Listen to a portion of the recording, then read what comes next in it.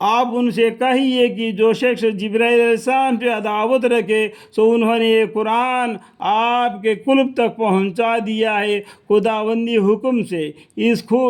کی خود یہ حالت ہے کہ تصدیق کر رہا ہے اپنے سے قبل والی سمائی کتابوں کی، اور رہنمائی کر رہا ہے اور خوشخبری سنا رہا ہے ایمان والوں کو۔ جو کوئی شخص حق تعالیٰ کا دشمن ہو اور فرشتوں کا ہو اور پیغمبروں کا ہو اور جبریل علیہ السلام کا ہو اور میکائیل علیہ السلام کا ہو تو اللہ تعالیٰ دشمن ہے ویسے کافروں کا۔ اور ہم نے تو آپ کے پاس بہت سے دلائل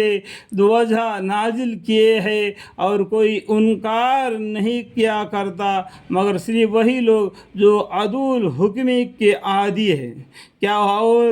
اور جب کبھی بھی ان لوگوں نے کوئی عہد کیا ہوگا ضرور اس کو ان میں سے کسی نہ کسی فریق نے نظر انداز کر دیا ہوگا، بلکہ ان میں زیادہ تو ایسے ہی نکلیں گے جو میرے اس عہد کا یقین ہی نہیں رکھتے۔ اور جب ان کے پاس ایک پیغمبر آئے اللہ کے طرف سے جو تصدیق بھی کر رہے ہیں اس کتاب کی جو ان لوگوں کے پاس ہے، یعنی توریات کی، ان اہل کتاب میں کے ایک فریق نے خود اس کتاب اللہ کو پشت ڈال دیا ہے، جیسے ان کو گویا صلاح علم ہی نہیں، اور انہوں نے ایسی چیز کا یعنی ساحر کا اتباع کیا جس کا چرچا کیا کرتے تھے شیاطین یعنی خبیث جن حضرت سلیمان علیہ السلام کے عہد سلطنت میں۔ اور حضرت سلیمان علیہ السلام نے کفر نہیں کیا، مگر ہاں شیاطین کفر کرتے تھے، اور حالت یہ تھی کہ آدمیوں کو بھی اسی سحری کے تعلیم کیا کرتے تھے، اور اس سحر کی بھی جو ان سحر کی بھی جو کہ ان دونوں فرشتوں پر نازل کیا گیا تھا شہر بابل میں، جن کا نام ہاروت و ماروت، اور وہ دونوں کسی کو نہ بتلاتے تھے جب تک کہ یہ نہ کہہ دیتے کہ ہمارا وجود بھی ایک امتحان ہے۔ سو تم تو کیا کافر مت بن جاؤ، تو کہیں کافر مت بن جاؤ کہ اس میں پھنس جاوے۔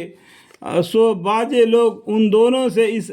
قسم کا سحر سیکھ لیتے تھے جس کے ذریعے سے عمل کر کے کسی مرد اور اسی کی بیوی میں تفریق پیدا کر دیتے تھے، اور یہ سحر لوگ اس کے ذریعے سے کسی کو بھی ضرر نہیں پہنچا سکتے مگر خدائی کے تقدیری حکم سے، اور ایسی چیزیں سیکھ لیتے ہیں جو خود ان کو ضرور ہے اور ان کو نفع نہیں ہے۔ اور ضرور یہ یہودی بھی اتنا جانتے ہیں کہ جو شخص اس کو اختیار کرے اس شخص کا آخرت میں کوئی حصہ باقی نہیں، اور بے شک بری ہے وہ چیزیں یعنی سحر کفر جس میں لوگ اپنی جان دے رہے ہیں۔ کاش ان کو اتنی عقل ہوتی، اور اگر وہ لوگ بجائے اس کے ایمان اور تقوی اختیار کرتے تو خدا تعالیٰ کے ہاں کا معاوضہ بہتر تھا۔ کاش ان کو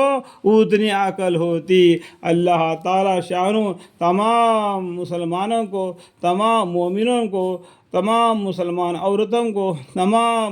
عورتوں کو نیک ہدایت دے اور دین کا علم عطا فرمائے، تاکہ دین اور دنیا میں جو چیزیں حق ہے اس حق بات پر چلے۔ اللہ تعالیٰ میرے کہنے سننے کو اور بھی زیادہ اعمال کی توفیق عطا فرمائے۔ قرآن کریم کی تلاوت کے درمیان میں جو بھی غلطی کوتاہیاں مجھ سے ہو گئے تو مجھے معاف فرمائے۔ وآخر دعوانا ان الحمد للہ رب العالمین، آمین۔